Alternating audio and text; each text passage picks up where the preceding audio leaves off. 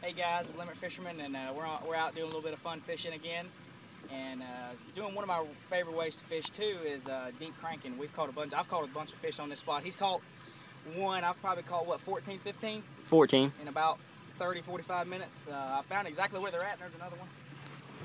I think he might have got off. He hit it, but you know, I wasn't planning on getting footage today, just because today was a fun day and I'm getting ready for Gunnersville. So.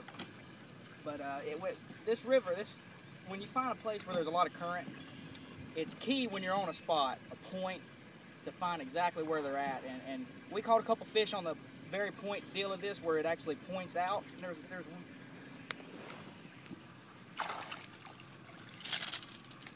And you know. Oh, that's 15. A little better fish. Just caught 15. See. And it's important with this current to find exactly where they're at. A lot of times they're going to be on the very deep side where it falls off of a point. Like if you have a flat point and then you have a deep side, they're going to be right there.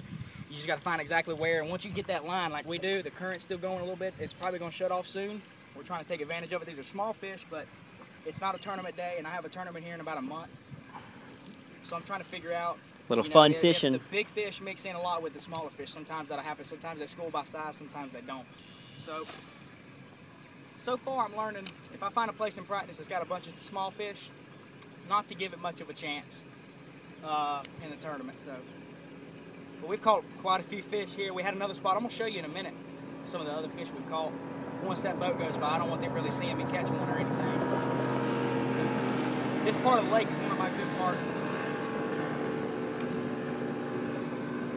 We're going to show you what we've done so far. I caught some fishing docks and stuff. Get that big one out. Got that big one? Yeah, dude. Check this out, guys. It's a good fish.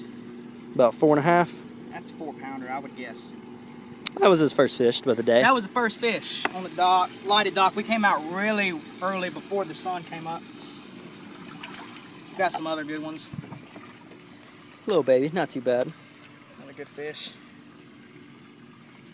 And we got into a good school of hybrids or white bass as well. And see, we got some just keepers. I'm keeping some of them. I'm going to give him some, and their parents, they're going to eat a little bit. It's just barely a keeper there. And then we got into a good school of hybrids and white bass. And we caught some. He's going to have some for dinner. And here's the big one he caught. It's awesome that he caught one. Happy about that. Freaking monster. So, good job, dude. I'm happy you caught one. Well, I appreciate that. But like I said, with these current fish, anytime you see current in the warm months in the summer, find the points and find where deep water's close to it, where it drops off the most, and that's usually where you're going to have an eddy, because that current is going to come up on a place and it's going to have a place where it rolls over, and there's going to be an eddy where there's slack water. The fish will group there in big numbers waiting for shad to blow.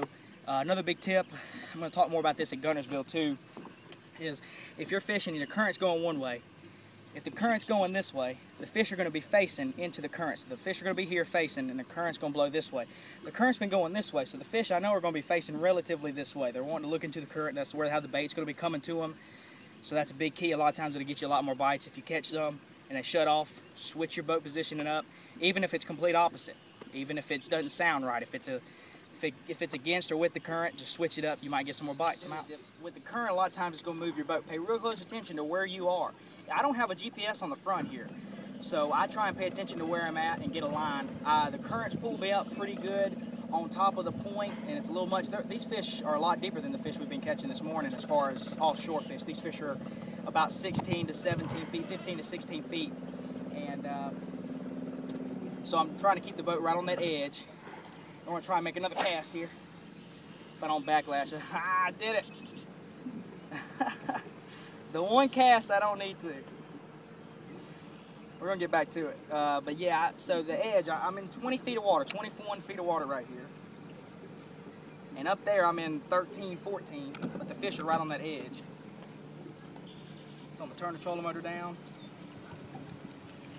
My bait's messed up. Somebody wants to come in here and fish too. Mm-hmm. Hey guys, we're on a different spot here. And you know, talk a little bit more about this summertime, you know, offshore fishing. We're not really that far offshore. We're just fishing some points that have a lot of good current. A big key a lot of times when you're fishing this kind of stuff to find the right places is to find parts of the lake that are main lake. Find parts of the lake. No. I switched to the 6XD. We caught a couple fish here already, but find parts of the lake that are main lake and that are narrower, more narrow. The current's going to be more swift there. So that's what this part of the lake is here, and that guy's just doing a lap. He's having a good time. Memorial Day weekend's coming up, so everybody's just partying. We're going to probably do a little swimming later, but I'm going to keep talking here. One of the things I want to talk about is I've got a 5XD, which runs about 15 to 17 feet on a good long cast with 12-pound test fluorocarbon.